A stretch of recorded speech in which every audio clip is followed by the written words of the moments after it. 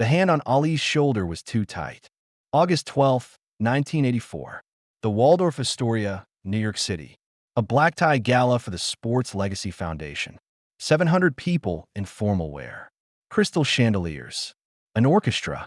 The kind of event where legends came to be celebrated, and everyone pretended the champagne didn't cost $80 a glass. Before we continue with the story, you can support us by subscribing to the channel and liking the video. Don't forget to write in the comments where you're watching from and how old you are. Let's continue. Muhammad Ali stood near the bar, signing autographs. At 42 years old, the Parkinson's was undeniable now.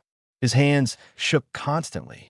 His speech had slowed, but he was still Ali, still magnetic, still drawing crowds wherever he went. The hand that grabbed his shoulder came from behind. Firm, insistent, not the touch of a fan asking for an autograph. Something harder. Ali turned. The man standing there was roughly Ali's age. Maybe 40, maybe 45. White, average height, thinning brown hair, wearing a suit that looked rented. His face was ordinary except for his eyes. His eyes were burning with something that had been building for a very long time. Muhammad Ali, the man said. His voice was quiet but carried weight. The kind of voice that came from someone who'd rehearsed what they were going to say for years. My name is Robert Davidson, but everyone calls me Bobby. Ali's expression was pleasant but wary. Something in the man's grip, in his eyes, in the way he was standing, too close, too intense, set off alarm bells. Nice to meet you, Bobby, Ali said carefully. His words came slower now, the Parkinson's affecting his speech. You a boxing fan? No, Bobby said. I hate boxing. I've hated it for 22 years. Since July 18th, 1962. That's the night you killed my twin brother. The world seemed to stop. The noise of the gala continued around them. Laughter, music, the clink of glasses. But in the space between Ali and Bobby Davidson, everything had gone silent. Ali stared at him. His face, already partially masked by Parkinson's, went completely still. What did you say? You heard me. Bobby's grip on Ali's shoulder tightened. Chicago Stadium. July 18th, 1962. You fought a man named Billy Davidson. Light heavyweight bout. You knocked him out in the 6th round. 3 days later, he died from a brain hemorrhage in Cook County Hospital. You killed my brother. My twin brother. Ali's mouth opened. No words came out. People nearby had started to notice. Conversations were stopping. Heads turning. A woman gasped. A security guard started moving toward them. But Bobby wasn't done. I've been looking for you for 22 years. Following your career. Waiting for the right moment. And tonight I found you. So I'm asking you, Muhammad Ali, do you even remember him? Do you remember Billy Davidson? Or was he just another name on your record? Another man you knocked unconscious on your way to becoming the greatest. The security guard arrived. Sir, you need to let go of Mr. Ali. It's okay, Ali said quietly, finding his voice. His hand, trembling from disease, not fear, reached up and gently removed Bobby's grip from his shoulder. It's okay. Let him talk. The guard hesitated. Ali nodded. The guard stepped back but stayed close. Ali looked at Bobby Davidson, really looked at him, at the pain that had carved itself into the man's face over 2 decades, at the anger that was barely contained, at the grief that was so old it had become part of his identity. Billy Davidson, Ali said slowly. Chicago Stadium. 1962. So you do remember. I don't. The honesty of it seemed to hurt Ali physically. I've had over 60 professional fights, hundreds of sparring matches, exhibitions. I've hit thousands of men, and they've hit me thousands of times. The early fights, the ones before I was famous, they blur together. It doesn't blur for me, Bobby said, and his voice cracked. He was my twin brother.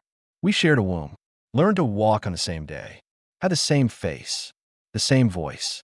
People couldn't tell us apart, and you took him away from me for a purse of $300. $300. That's what his life was worth to you.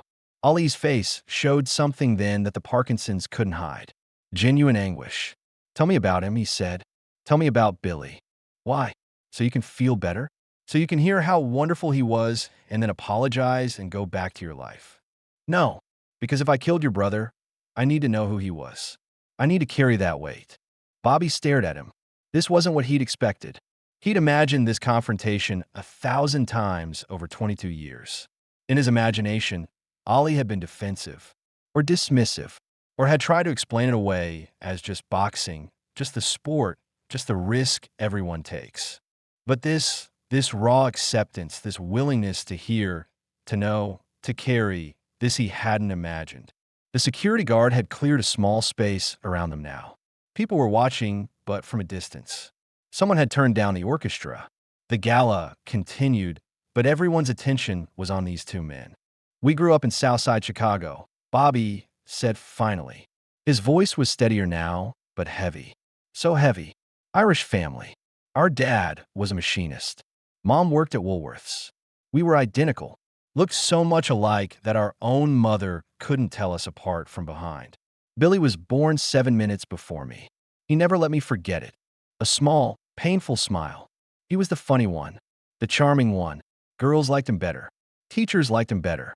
He could talk his way out of anything. I was the serious one, the responsible one. People said I was the smart twin and he was the fun twin, but that wasn't true. Billy was smart. He just didn't show it the same way. Ollie listened. His trembling hands were clasped in front of him. His face was completely focused on Bobby. We both boxed, Bobby continued. Started at 13 at the CYO gym on 63rd Street. But Billy was better, faster, had better instincts. By the time we were 20, I'd quit. Knew I'd never be more than a club fighter. But Billy? Billy was going somewhere. Had a 14-2 record, training for a shot at a regional title. He paused. The memory of what came next was clearly painful. Then his manager got him a fight at Chicago Stadium. July 18, 1962. Said it was good exposure. Said the opponent was some kid from Louisville. Only had 18 fights, but was supposed to be the next big thing. The purse was $300. Billy joked that we'd split it, $150 each, and take our girlfriend somewhere nice. Bobby's voice dropped. I was there that night. Ringside, second row. Watched the whole thing. Ollie closed his eyes briefly, as if he could somehow see it through Bobby's memory. The fight was competitive early, Bobby said. Billy was holding his own. He tagged you a few times. Got you with a good right cross in the 4th round. I remember thinking maybe, just maybe, he could pull off the upset. You were supposed to be special, but Billy was fast, and he was tough, and he trained hard. His hands clenched. Then the 6th round. You came out different. More aggressive. You hit Billy with a combination, left jab, right cross, left hook. I can still see it. Still see the way his head snapped back. Still see the way his knees went. He fell face first on the canvas. Didn't even try to catch himself. Bobby's voice was shaking now. The ref counted him out. 10 seconds. He didn't move. Medical staff rushed in. Put him on a stretcher. He was breathing, but his eyes were wrong. Unfocused. I knew something was bad. Really bad. They took him to Cook County Hospital. Bobby continued after a long pause. He regained consciousness around midnight. Seemed okay. Groggy, but okay. Said his head hurt. Said everything was blurry. Doctors said it was normal. Said concussions take time to heal. They kept him overnight for observation. He stopped. Took a breath. The next day, July 19th, he seemed better. Talked to me. Joked about how you hit harder than you looked. Asked if anyone had filmed the fight because he wanted to see where he went wrong. We thought he was going to be fine. Bobby's eyes filled with tears.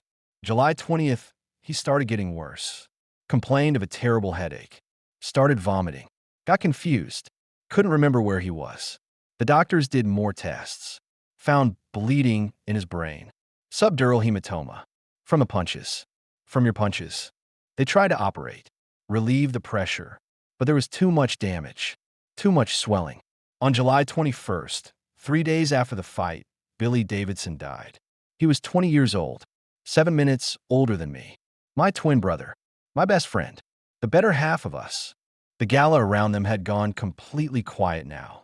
700 people standing or sitting in silence, listening to Bobby Davidson tell the story of his brother's death. Ollie's face was wet, tears running down his cheeks, his hands trembling worse than usual. He tried to speak, but couldn't. Just stood there taking it. taking the weight of what he'd done. Do you know what it's like? Bobby asked, and his voice was raw now, all the years of grief and anger pouring out. Do you know what it's like to lose your twin? To lose the person who shared every single day of your life from before you were born? To wake up every morning and feel like half of you is missing? Because that's what it's been like for 22 years. Half of me died in that hospital room, and the other half has been walking around trying to figure out how to keep going. He stepped closer to Ollie, close enough that they were inches apart. I watched you become famous. Watched you beat Liston. Watched you change your name. Watched you refuse Vietnam. Watched you get your title back. Watched you become a hero to millions of people. And the whole time I knew that the man everyone was celebrating had killed my brother. And nobody cared. Nobody even remembered Billy Davidson. I remember him now, Ollie said quietly, and I'll remember him for the rest of my life. That's not enough. No, Ollie agreed. It's not. They stood there, two men connected by a death neither had wanted but both had to live with. Finally, Bobby said, "Why boxing? Knowing you can kill someone. Knowing you have killed someone, why did you keep fighting?" The question hit like a punch. Ollie looked at Bobby, at the pain in his face, and for the first time in the conversation, he struggled for words. "I don't know," Ollie said finally. "That's the truth. I don't know. After your brother died, after Billy died, I should have stopped. Should have walked away. But I was 20 years old. Boxing was all I knew, all I was good at. And I told myself it was just part of the sport. That fighters know the risks. That Billy knew the risks." He paused. "But that's a lie. A lie we tell ourselves to keep doing what we do. The truth is I kept fighting because I wanted to be champion more than I wanted to be safe. More than I wanted other people to be safe. I was selfish. And Billy Davidson paid the price for my selfishness." "You think admitting that makes it better?" Bobby asked. "No, but I think lying about it makes it worse." The honesty of it seemed to knock something loose in Bobby. He'd been carrying this confrontation in his head for 22 years. Had imagined Ollie being defensive or making excuses. But this raw acknowledgement of responsibility, this he hadn't prepared for. "I wanted to hurt you," Bobby said quietly. "I've fantasized about it for years. Imagine walking up to you and just hitting you, making you feel what Billy felt, making you afraid the way he must have been afraid when he realized something was wrong." "I understand that," Ollie said, "but I can't. I've been standing here for 10 minutes and I can't. Because I can see in your face. You're already hurt. You're carrying something heavy. And hitting you wouldn't bring Billy back. Wouldn't make me feel better. It would just add more pain to the world, and there's already too much." Bobby's voice broke completely. "I just want my brother back. I just want to wake up and have him be there. I want to hear his stupid jokes. I want to argue with him about which one of us is better looking. I want to grow old with him. Get married around the same time. Have kids around the same time. Watch our kids grow up together. That's all I want. And you can't give me that. Nobody can give me that." Ollie did something then that surprised everyone watching, including Bobby. He opened his arms and stepped forward and pulled Bobby Davidson into an embrace. Bobby tensed. Then he collapsed, sobbed. 22 years of grief pouring out against Muhammad Ali's shoulder in the middle of the Waldorf Astoria ballroom. And Ollie held him. Let him cry. Let him shake. Let him break apart because he needed to break apart and someone needed to hold him while he did. They stood like that for a long time. Nobody intervened. Nobody tried to move them along. The gala had essentially stopped. 700 people bearing witness to something private and painful and necessary. When Bobby finally pulled back, his face was red and wet and exhausted. Ali's shoulder was soaked with tears. "I'm sorry," Bobby said. "I didn't come here to—" "Yes, you did," Ali said gently. "You came here to make me see him, to make me remember him. You came here to make sure Billy Davidson wasn't just a name in a record book. And you did that. I see him now. I see you. And I'm sorry. I'm so deeply sorry for taking your brother from you." "What am I supposed to do now?" Bobby asked, and he sounded lost, like a man who'd spent 22 years building toward this moment, and now that it had arrived, he had no idea what came next. "I don't know," Ollie admitted. "I don't have answers. All I can tell you is that I'll carry Billy with me. That every time I think about my career, I'll think about him. That won't bring him back. Won't ease your pain. But it's what I can offer." Bobby nodded slowly. Then he reached into his jacket pocket and pulled out a photograph. Old, creased. The colors faded to that particular orange yellow that comes with age. "This is us," Bobby said, holding it out. "Billy and me. High school graduation. You can't tell which one is which because we're identical. But Billy's on the left. I'm on the right." Ollie took the photograph with trembling hands. Looked at it carefully. Two young men, boys, really, in graduation robes and caps. Both smiling. Both with their whole lives ahead of them. Both unaware that one of them had less than 3 years left. "Can I keep this?" Ollie asked. Bobby stared at him. "Why would you want it?" "Because you're right. I need to remember him. Not as a name. As a person. As someone who had a twin brother who loved him. Someone who graduated high school and had dreams and didn't deserve to die at 20 years old." "You really want it?" "Yes." Bobby hesitated, then nodded. "Okay, but I want something from you." "What?" "I want you to tell people about him. About Billy Davidson. About what happened. Don't hide it. Don't pretend it didn't happen. Make people understand that boxing isn't just sport. That there are real costs. Real people who die. Real families who are destroyed." "I will," Ollie promised. "I will." They shook hands, held the grip for a long moment. Then Bobby Davidson turned and walked out of the Waldorf Astoria ballroom, leaving Muhammad Ali standing alone holding a photograph of twin brothers who'd graduated high school together. In the weeks after that night, Muhammad Ali kept his promise. He started talking about Billy Davidson. Not constantly, not in a way that made it about himself or his guilt. But when asked about boxing, about the dangers of the sport, about the responsibility fighters carry, he mentioned Billy. In a 1985 interview with Sports Illustrated, Ali said, "People ask me about my greatest fights. Liston, Frazier, Foreman, but they don't ask about Billy Davidson. That was in 1962.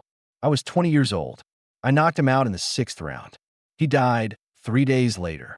His twin brother found me last year and told me about him, about who he was, and I'll carry that the rest of my life." The interviewer had pressed him. "Do you think boxing should be banned?" "I don't know," Ali had said. "I understand why people say it should be. Men die, get brain damage, destroy their bodies. For what? For entertainment? For money? But I also know that boxing saved my life. Gave me a path out of poverty. Gave me a platform to speak about things that mattered. So I can't say ban it. But I can say we need to be honest about the cost. Billy Davidson was the cost of my career. And I'll never forget that." The photograph Bobby had given him, the one of the twin brothers at graduation, Ollie kept it in his wallet. Showed it to people sometimes when the conversation turned to boxing's dangers. "This is Billy Davidson," he'd say, "and his twin brother Bobby. I killed Billy in the ring when I was just starting out. That's what this sport can do." In 1987, Ollie was invited to speak at a boxing safety conference in Las Vegas. He brought the photograph, held it up during his speech. "This is Billy Davidson," he told the room full of promoters, trainers, doctors, and fighters. "He died because I hit him too hard. Because the sport we all love is also the sport that kills people. And we need to do better. Better medical oversight. Better training. Better protocols for head injuries. Not for me. My career's over. But for the young men coming up. So fewer families have to lose their Billy Davidsons." The speech was widely covered, led to new safety regulations in several states, led to better protocols for handling head injuries, led to discussions about whether the sport itself was ethical.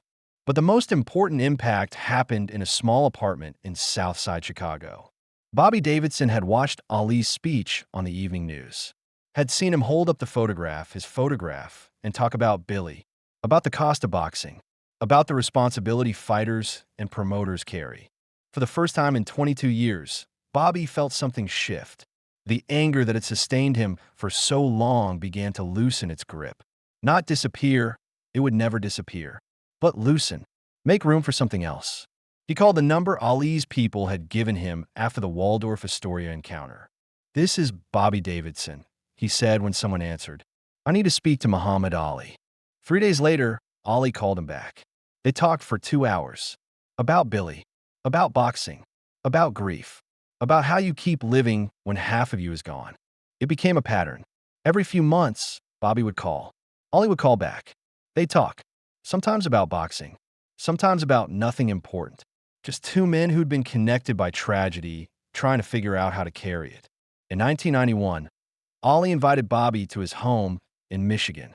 Bobby flew out, spent a weekend with Ollie and his family, met Ollie's children, saw the life Ollie had built.